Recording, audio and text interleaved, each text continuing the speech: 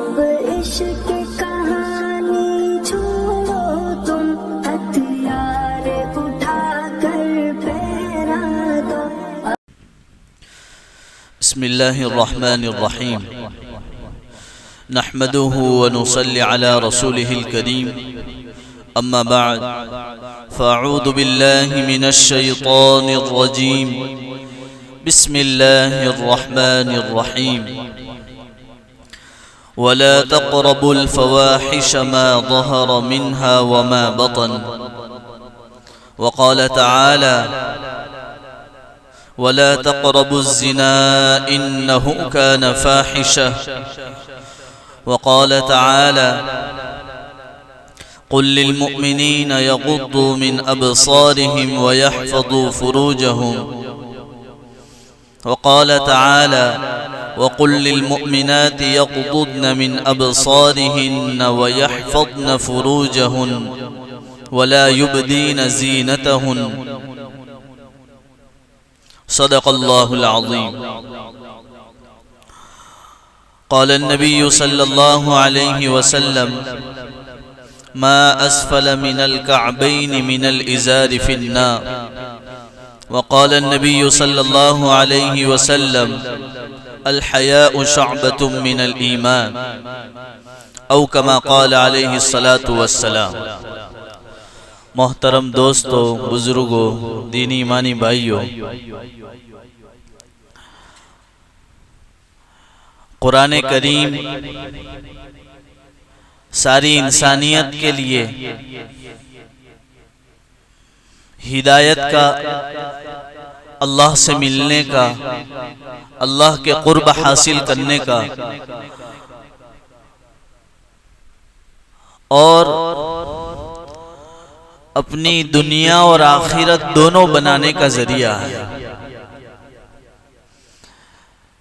دنیا میں رہنے والے جتنے بھی انسان ہیں، چاہے وہ مسلمان ہو یا مسلمان نہ ہو، اللہ رب العزت نے جن باتوں کو قرآن کریم میں اتارا ہے، ہمیں سمجھایا ہے، ان باتوں پر عمل کرنا صرف مسلمانوں کے لیے ہی فائدہ نہیں ہے، بلکہ جو مسلمان نہیں ہیں، جو ایمان والے نہیں ہیں، اللہ پر ایمان نہیں رکھتے ہیں، وہ بھی اگر اس پر عمل کرتے ہیں تو دنیا ان کی سنورے گی، بہترین بنے گی، پرسکون زندگی ہوگی۔ معلوم یہ ہوا کہ قرآن کریم قیامت تک کے لیے نازل ہوا ہے۔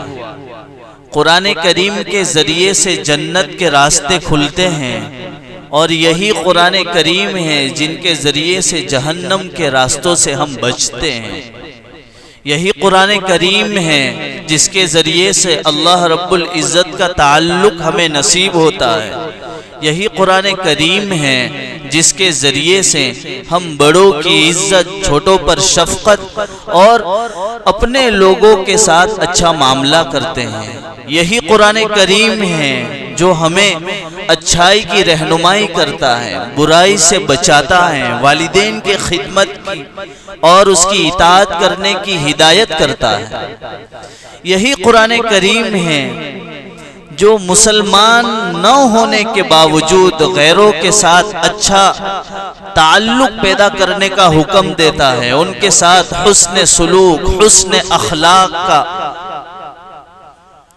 اور یہی قرآن ہے جو ہماری دنیا اور آخرت دونوں بہترین بنانے کے لیے اللہ رب العزت نے ساری انسانیت کو یہ ہدایت دے کر بھیجا ہے۔ اسی لیے الف لام میم ذالک الکتاب لا ریب فیہ ھدی للمتقین، جو اپنی زندگی میں ڈر اور خوف رکھتا ہے، اللہ کے لیے پرہیزگاری ہے، اس کے دل میں کھوٹ نہیں ہے، اس کے لیے یہ قرآن کریم ہدایت ہے۔ میں نے شروع خطبے میں آپ کے سامنے قرآن کریم کی وہ آیت پڑھی وَلَا تَقْرَبُوا الْفَوَاحِشَ مَا ظَهَرَ مِنْهَا وَمَا بَطَنَ، اور دوسری آیت پڑھی وَلَا تَقْرَبُوا الزِّنَا إِنَّهُ كَانَ فَاحِشًا۔ الفاظ کے ذریعے سے غالباً آپ کے ذہن اور دل و دماغ پر یہ بات پہنچ چکی ہوگی کہ میں کس مضمون کو آپ کے سامنے پہنچانا چاہتا ہوں۔ قرآن کریم میں اللہ رب العزت نے انسانیت کو بچانے کے لیے اور انسانیت خراب نہ ہو اس کے لیے معاشرت، بے حیائی ختم ہو جائے اور حیا اور پاک دامنی لوگوں میں باقی رہے، اس کے لیے اللہ رب العزت نے ایک بہترین قانون انسانیت کے نام پر بنایا۔ اللہ نے یہ نہیں کہا کہ زنا نہ کریں، لوگوں کے ساتھ بدفعلی نہ کریں، اللہ نے کہا وَلَا تَقْرَبُوا الزِّنَا إِنَّهُ كَانَ فَاحِشًا۔ جہاں تمہیں ایسا لگے کہ یہ زنا کی طرف ہمیں لے جائے گا، اس عمل سے بھی بچنا، جو ہمیں بدکاری کی طرف لے جائے گا اس سے بھی دور رہنے کی ہدایت اللہ پہلے سے کر رہے ہیں۔ اور ایسا بھی نہیں، اللہ تو حکیم ہے، اس لیے تو قرآن کریم میں احکم الحاکمین، یعنی سب سے زیادہ ہوشیار اور سب سے زیادہ عقل مند کون ہے؟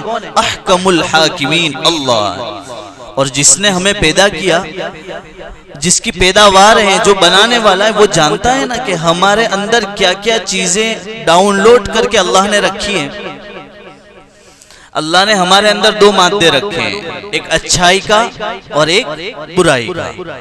اچھی چیز غالب آتی ہے تو آدمی اچھے کام کرتا ہے، اور بری چیز غالب آتی ہے تو برے کام آدمی کرتا ہے۔ اور فرشتوں میں یہ چیز نہیں ہے۔ فرشتوں کو حکم دیا گیا کہ سجدے میں پڑے رہو، قیامت تک سجدے میں پڑے رہیں گے۔ فرشتوں کو حکم دیا کہ آپ تسبیح بیان کریں تو وہ تسبیح میں لگے ہوئے۔ جو کام انہیں سونپا گیا ہے ان میں صرف اطاعت اور فرما برداری ہے، اور انسان میں یہ چیز ہے کہ اس میں اطاعت بھی ہے، نافرمانی بھی ہے۔ اب ہمیں یہ سوال ہوتا ہے، بعض مرتبہ یوں سمجھے کہ کسی شخص کو کسی سے محبت ہو گئی، کسی سے لگاؤ ہو گیا، دلی تعلق ہو گیا، تو ہمارے یہاں بڑے لوگ کھڑے ہو جاتے ہیں، پہلو تو افیر میں پکڑے گئے ہو، پہلو تو لفڑا میں چھے۔ اللہ کے بندوں کبھی یہ سوچا ہے کہ یہ تو نیچرل پروسیس ہے بھائی، دل کا احساس کا اٹھنا اور خواہش کا اٹھنا کس میں نہیں ہے؟ ہر ایک جانور میں پایا جاتا ہے۔ کون سا جانور ایسا ہے جس میں خواہشات نہیں ہیں؟ اللہ کے بندوں، بلکہ کتابوں میں لکھا ہے کہ جو مرد عورت کو دیکھ کر اس میں خواہش پیدا نہ ہو وہ نامرد ہے، اس کو مرد نہیں کہا جا سکتا، اور جو عورت جس کے اندر خواہش پیدا نہ ہو تو وہ عورت نہیں ہے۔ تو یہ چیز غلط نہیں ہے کہ خواہش پیدا کیوں ہو رہی ہے، لو افیر کیوں ہو گیا ہے، لفڑے میں کیوں پڑ گئے ہیں، اس سے روکنے کے لیے اللہ نے پہلے کچھ چیزیں رکھی ہیں، سافٹ ویئر دونوں ڈاؤن لوڈ کیے ہیں، لیکن اس وائرس سے بچانے کے لیے اللہ نے حکم دیے کہ جہاں ایسا لگے، اسی لیے اللہ رب العزت نے قرآن کریم میں فرمایا کہ یہ تمہاری نگاہیں جو ہیں، تمہارے کان جو ہیں، گزشتہ مضمون میں نے کہا تھا کہ تمہارے کان فوراً لپکتے ہیں، جیسا ہی ہم سنتے ہیں تو دیکھنے کی طاقت پیدا ہوتی ہے، سنا فوراً دیکھنے کی طرف لپک رہے کہ کیا ہو رہا ہے، پھر جو دیکھتا ہے پھر وہ دل کرنے کی کوشش کرتا ہے، اور انسان جو ہے جتنا دیکھتا ہے اس پر صبر نہیں کرتا ہے۔ اگر بال دکھ رہے ہیں تو وہ دیکھے گا کہ چہرہ کیسا ہے، چہرہ دکھ رہا ہے تو آدمی چاہتا ہے مکمل، کیونکہ آدمی خواہش کا بھوکا ہے، اس کی خواہش پوری ہونے ہی والی نہیں ہے دنیا کے اندر رہتے ہوئے۔ تو میں یہ چیز بتا رہا ہوں کہ انسان میں یہ فطری چیز ہے کہ اس کے اندر خواہشات پیدا ہوتی ہیں، اس خواہشات کو کیسے کنٹرول کیا جائے، قرآن کریم نے اس کا بھی حکم بتایا کہ بھائی جس کی شادی نہیں ہوئی ہے وہ اس طرح کریں کہ پورے اسباب اختیار کریں، اگر سہولت پیدا ہو جائے تو جلد از جلد والدین نکاح کروا دیں۔ سب سے بہترین اور آسان طریقہ یہی ہے۔ ہم کو تو یہ حکم نہیں دیا نا کہ جیسے جانور لوگ کہیں بھی کھڑے ہو کر کہیں بھی لگ جاتے ہیں، ہمیں حکم نہیں ہے، کیونکہ ہم جانور نہیں بلکہ اشرف المخلوقات ہیں، اور یہی جانوروں اور ہم میں فرق ہے۔ تو یہ نظریہ اٹھا لینا اور اس پر اشکال کرنا کہ یہ خواہشات پیدا ہوتی ہے اور اس طرح ہو گیا، اصل وجہ کی طرف ہمیں توجہ کرنے کی ضرورت ہے کہ جب یہ خواہشات پیدا ہو رہی ہیں تو اس میں کیا چیز کی کمی ہے جس کی وجہ سے ہم اس کی طرف توجہ نہیں کر رہے. قرآن کریم اسی کو کہتا ہے، ہائی لائٹ کر رہا ہے، وَلَا تَقْرَبُوا الزِّنَا. تمہیں لگتا ہے کہ دل تمہارا مائل ہو رہا ہے، تو کس چیز سے مائل ہو رہا ہے؟ ایک ہی وجہ نہیں ہے. پہلی وجہ کان، دوسری وجہ تمہاری آنکھیں، تمہارا سوچنا، پھر اس کے بعد سوچتے چلے جائیں. قرآن کریم نے الگ الگ موقع پر الگ الگ طریقے سے بتایا. اب جہاں کہیں آپ موبائل کو اٹھائیں گے تو عورت کے بغیر فون اٹھتا ہی نہیں ہے. فون کو جیسے ہی کھول رہے ہیں آپ تو تصویر نہ ہو، عورت ننگی نہ کھڑی ہو، ایسا ہوتا ہی نہیں. آپ باہر چلے جائیں تو جو ہے عورت کی تصویر نہ دکھائی دے، ایسا ہو ہی نہیں رہا.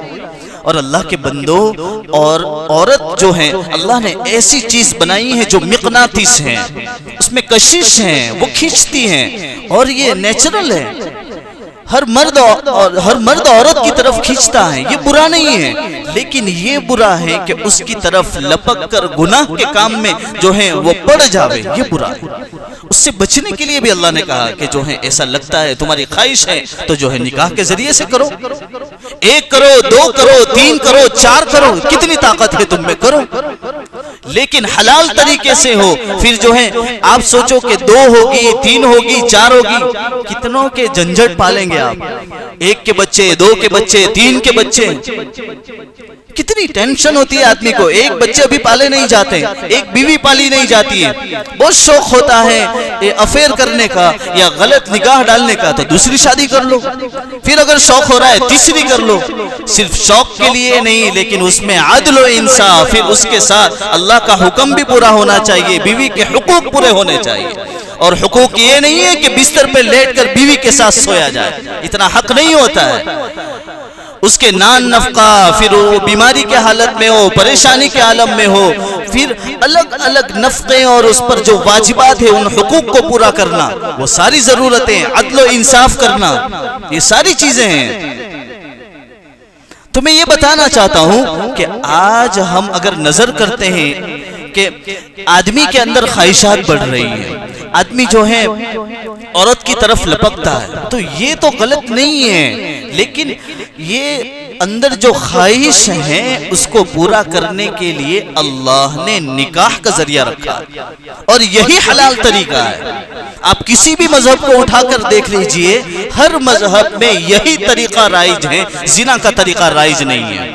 اور اس پر یہ بھی توجہ دیں کہ یہ زنا اتنا عام کیوں ہو رہا ہے؟ کیونکہ ہماری شادی مہنگی ہے.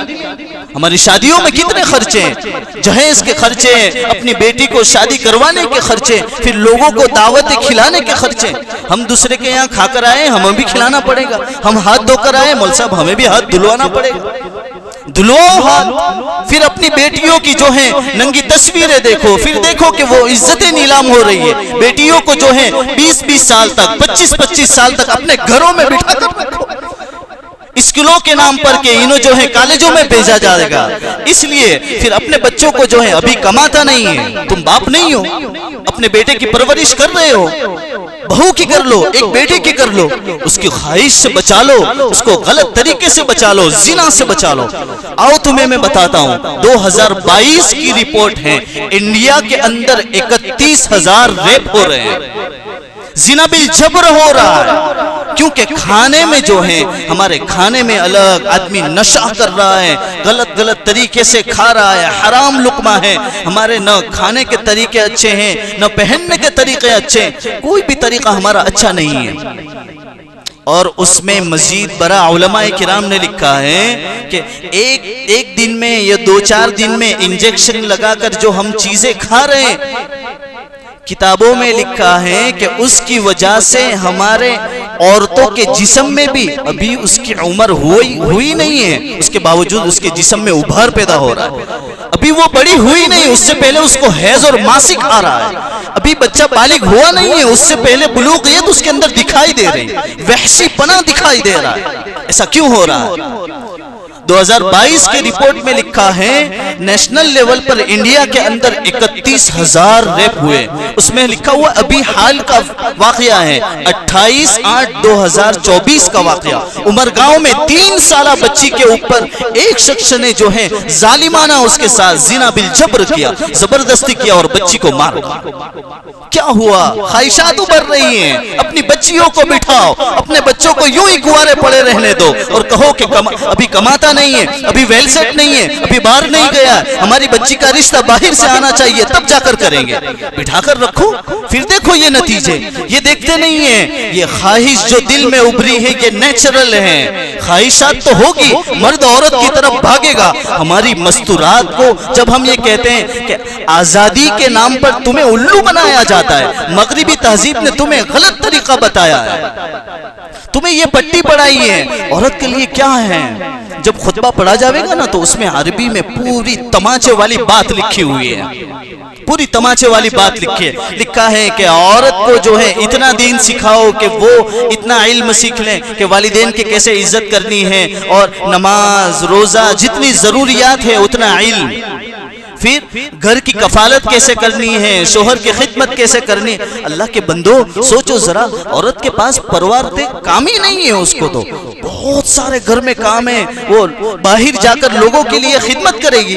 کیا مرد اب جو چوڑی پہن کر بیٹھ گیا ہے کہ اپنی عورتوں کو باہر کام کرنے کے لیے بھیج رہا ہے، پھر یہی عورت تمہارے سر پر کھڑی ہو جائے.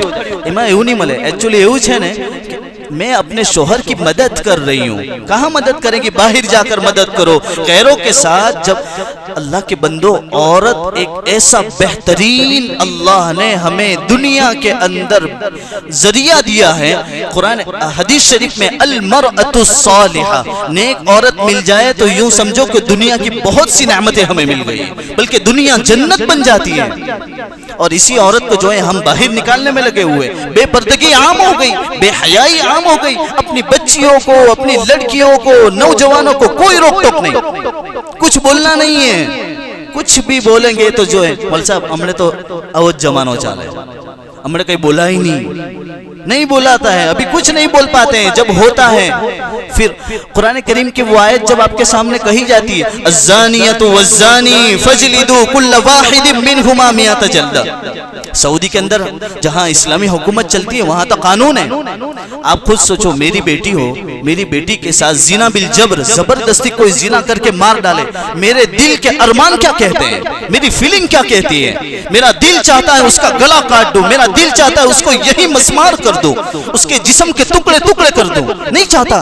کس کا دل نہیں چاہتا ہے کہ میری بیٹی کے ساتھ کوئی ظالم اور جو ہے حیوانی درندہ ایسا کرے اور اس کے ساتھ زنا کرے اور میں کچھ نہ کروں؟ قرآن کریم اسی فیلنگ کو کہتا ہے کہ جو ہے کوئی شادی شدہ ہے وہ اس طرح کرے تو اس کو پتھر مار مار کر لوگوں کے سامنے اس کو ختم کر دو.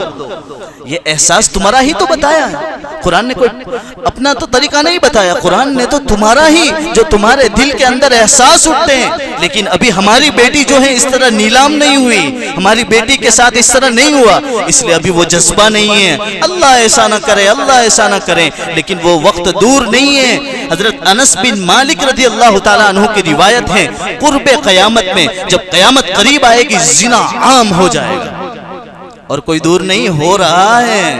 زنا عام ہے. عالموں کی عزت ختم ہو جاوے گی، قرآن کا علوم اٹھا لیا جاوے گا، جاہل مسلط ہو جاویں گے، آرڈر پھاڑیں گے. اس طرح لکھا ہے، بتا سکتا ہوں، پوری حدیث بتا سکتا ہوں. اور جاہل حکمران ہوگے، تم پر حکومت کریں گے، ان کو کچھ بھی علم نہیں ہوگا اس بارے میں کہ کیا کرنا ہے، کیسے کرنا ہے. اور آگے لکھا ہوا ہے کہ جو ہے عورتوں کی کثرت ہوگی اور مرد لوگ بہت کم ہو جاویں گے. مزید آگے لکھا ہوا ہے کہ ایک مرد کے ضمن میں 50 عورتوں کی ذمہ داری آ جاوے گی. 50 عورتوں کی کیسے ہوگی؟ تو ایسا نہیں کہ 50 عورت کی شادی کرنے کی اجازت ملے گی، ایسا نہیں، بلکہ ایک وقت وہ آئے گا کہ فتنوں کا زمانہ ہوگا، پھر جو ہے لڑائیاں ہوگی، آپس میں خرابیاں ہوگی، قتل و قتال ہوگا، لوگ ایک دوسرے کو قتل کریں گے. تو مائیں اور بہنیں نہیں جاتی ہیں. پھر کون جاتا ہے؟ مرد آگے بڑھتا ہے. مرد کو جو ہے مرد آگے لڑائی کرے گا، مقابلہ کرے گا. اس کے بعد کیا ہوگا؟ مرد لوگ قتل ہو جائیں گے، ختم ہو جائیں گے، بہت کم رہیں گے. اس کے بعد یہ ہوگا اس کی خالہ، اس کی ماموں، اس کی مامی، اس کی پھوپھی، یہ ساری جو رشتہ دار ہیں وہ سب ایک دو مرد کے حوالے ہو جائیں گے کہ یہ سب ذمہ داری تمہاری پر ہے. اور ایسا ہو رہا ہے، ایسا ہو رہا ہے. اللہ کے بندوں، میں جو رپورٹ بتا رہا ہوں، اپنے انڈیا میں ابھی پر دن ایک دن میں 90 یا 91 لوگوں کی جو ہے زنا بالجبر ہو رہا ہے، یعنی ریپ ہو رہا ہے. کیا وجہ ہے اس کی؟ کیوں ایسا ہو رہا ہے؟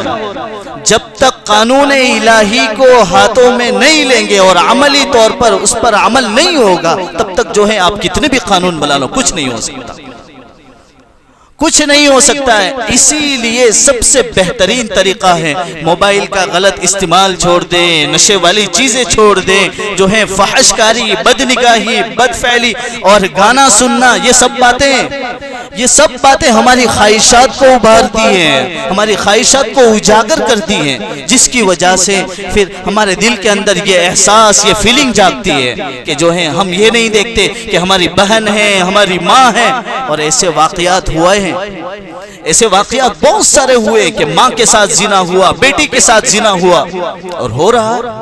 انٹرنیٹ کھول کر دیکھ لو، ہو رہے ہیں، پورے اوپن ویڈیو موجود ہیں. امی کے ساتھ زنا، بیٹی کے ساتھ زنا، سسٹر کے ساتھ زنا، دیکھو آپ. اور آدمی کی جب یہ مینٹلی خراب ہو جاتا ہے نا، پھر اس کے بعد یہ سوچتا ہی نہیں ہے، عورت پر ظالم بن جاتا ہے. عورت پر خواہشات جو ہیں، آدمی کے اندر دینداری نہ ہو. میں نے مستورات میں بیان کرتے ہوئے یہی بات کہی تھی، جس مرد اور عورت میں دینداری نہیں ہے وہ چلتا پھرتا درندہ ہے. اور درندہ اس کو کہتے ہیں جو چیر پھاڑ کر کھا جاتا ہے، اور وہی درندگی کرتا ہے جس میں خوف الہی نہیں، اللہ کی رضامندی نہیں، اللہ کے رسول کی اتباع نہیں ہے. وہ چلتا پھرتا درندہ ہے. اپنی بیٹیوں کو، اپنی ماؤں کو، اپنی بہنوں کو، اپنے مستورات کو ان لوگوں سے بچاؤ. یوں نہ سمجھو کہ ہمارا تو گھر تک کا تعلق ہے، کچن تک کا تعلق. بھائی تجھے سلام، جتنا بھی رشتہ دار ہو باہر کھڑا رہے، کوئی ضرورت نہیں ہمارے گھر کے اندر آنے کی، کوئی ضرورت نہیں. جب قرآن کریم کہتا ہے تو ہم کون سے بڑے ہو گئے، ہم کون سے بڑے رشتہ دار ہو گئے. وقت ہو گیا، ورنہ میں تمہیں بتاتا کہ کن کن رشتہ داروں سے پردہ ہے اور ان کے علاوہ کن لوگوں سے پردہ نہیں کرنا ہے. پوری ہسٹری ہے. چلو میں بتا ہی دیتا ہوں، ابھی 3 منٹ باقی ہے.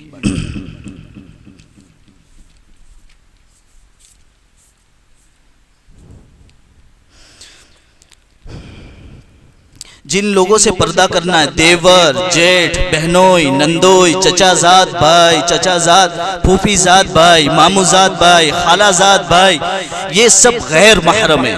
یعنی ان سے پردہ کرنا. آپ خود بتائیے نا، ہمارے یہاں تو جیٹھ آتے ہیں، پھر یہ تو کیا ہوتا ہے؟ حالانکہ حدیث شریف میں ہے کہ جیٹھ اور دیور یہ تو موت ہے، موت. یعنی بہت آسان راستہ ہے اپنی بیوی کے ساتھ زنا کرنے کا. اپنا گھرنا جیون چھے، اپنا گھرنو سبن چھے، کراؤ گھر کے سبن. پھر جب تعلقات پتا چلتے پھر جو ہیں رونے لگتے ہیں. کیا معاملہ ہے؟ اللہ پہلے سے ہمیں سمجھا رہا ہے. اور محرم قوم ہے، باپ محرم ہے، خسر، پھر جو ہے بیٹا حقیقی اور سوتیلا بھائی، بھتیجے، بھانجے، یہ لوگ جو ہیں یہ محرم ہے جن سے ان کا رشتہ نہیں ہوتا. جیسے میری بیٹی ہے، میری بہن ہے، ان سے میرا نکاح کبھی نہیں ہو سکتا، زندگی میں کبھی بھی نہیں ہو سکتا. یہ میرے محرم ہیں، ان کے ساتھ میرا تعلق حرام ہے. یعنی یہ پردے کا مطلب یہ ہے کہ وہ پروپر پردہ نہ کرے تو چل جاوے گا. لیکن ہمارے یہ ماحول ہی نہیں. پھر زنا ہوتا ہے، پھر غلط کاری ہوتی ہے، پھر افیئر کے معاملے پتا چلتے ہیں، تب جا کر کہتے ہیں کہ مول صاحب آؤ تھی ہوئے دعا کر جو. خاک دعا کریں گے جب اللہ نے جو ہے تم کو بتایا تھا، مجھے بتایا تھا، تمہیں سمجھایا تھا، مجھے سمجھایا تھا. اس وقت سمجھ میں نہیں آیا تھا، اب سمجھ میں آ رہا ہے. اب جب کھپڑی پر ہتھوڑے پڑتے ہیں تب جا کر سمجھ میں آتے. اسی لیے ہمارے استاد جو ہیں، ایک فارسی اول کے اندر جب میں پڑھتا تھا، مولانا رشید احمد صاحب قیاد نور اللہ مرقدہ، وہ فرماتے ہیں، یہ اسٹائل تھی ان کی، ہینا رنگ لاتی ہے پتھر پر گس جانے کے بعد. ہینا مہندی، ہینا رنگ لاتی ہے پتھر پتھر پر گس جانے کے بعد انسان کو عقل آتی ہے ٹھوکر کھانے کے بعد. تو یہی چیزیں جب پھپڑی پر پڑتی ہے نا تب جا کر سمجھ میں آتی ہے. اس لیے ہمارے بچے، بچیوں، بیویوں اور ہماری مستورات اور ہمارے بچوں کو بچانے کے لیے ایک بہترین ہدیہ آپ کے سپرد کرتا ہوں. اللہ کرے کہ ہم سب اس پر عمل کریں. سب سے پہلے ابو داؤد شریف کی شرح در المنضود میں یہ وظیفہ لکھا ہوا ہے اور بہت سے آثار میں ہے، بہت آسان ہے. مفتی محمود صاحب باردولی ادم اللہ فیوزہم علینا بتایا ہوا ہے.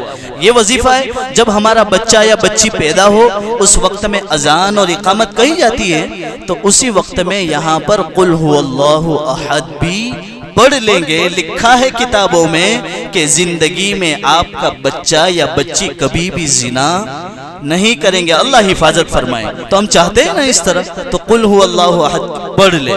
اب یہ تو ہو گیا بچے کے بارے میں. ہم اپنی مستورات اور جو بڑے ہو گئے ان کے لیے تو ان کے لیے بھی کر سکتے ہیں. آیت الکرسی پڑھے. موت کے علاوہ کوئی بھی بیماری یا تکلیف جو ہے اللہ سب چیزوں سے حفاظت فرماتے ہیں اور یہ جو ہیں سب آیتوں کی سردار ہیں. تو اس آیت کو ہم پڑھ لیں گے، ہماری بچیوں پر، ہمارے بچوں پر، ہماری بیویوں پر ہم حصار کر لیں گے. 4 قل پڑھنی، قل یا ایھا الکافرون، قل اللہ احد، قل اعوذ برب الفلق، قل اعوذ برب الناس، آیت الکرسی پڑھے اور یہ جو قل اللہ، یہ سارے پڑھ کر اپنی بیویوں پر حصار کر کے جب بھی باہر ضرورت سے جانا ہو ان پر حصار کریں. کیونکہ درندے گم رہیں.